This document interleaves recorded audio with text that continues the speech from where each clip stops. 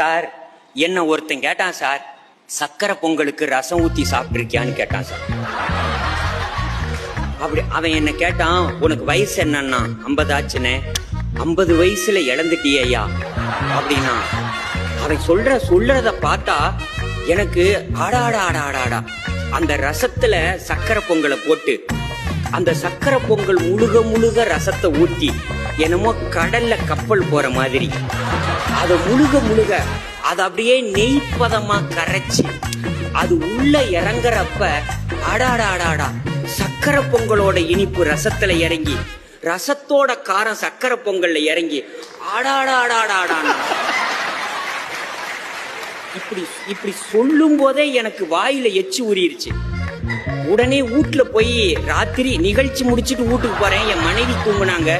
எழுப்பி ஒரு அடுப்புல சக்கரை பொங்கலை வையி, ஒரு அடுப்புல ரசத்தை வையின்ட்டேன். ஏன் நல்லா தானே வீட்டை விட்டு வெளியே போனேன், இப்போ உனக்கு என்னாச்சு?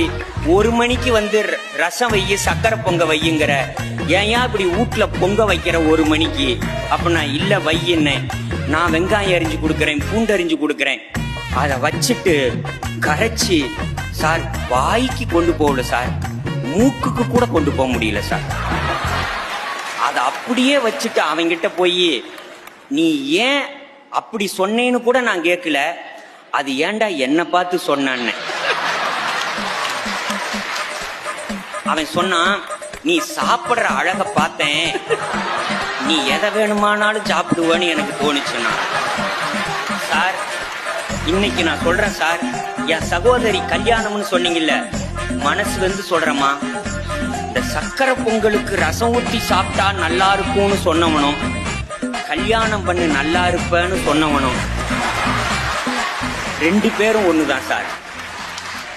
அவன் நல்லா இருந்தெல்லாம் சொல்லல, நமக்கு ஒருத்தன் சொன்னான் நாம சீப்படுறோம், நாம ஒரு 4 பேத்துக்கு சொல்லுவோமே அப்படின்னு தான் சார் சொல்றான். இப்ப நான் சொல்றேன், கல்யாணம் ஆகும்போது எல்லாருமே சொல்லுவான் சார், போக போக சரியா போயிடும்னா. ஆனா எவ்வளவு தூரம் போகணும்னு எவனுமே சொல்லல.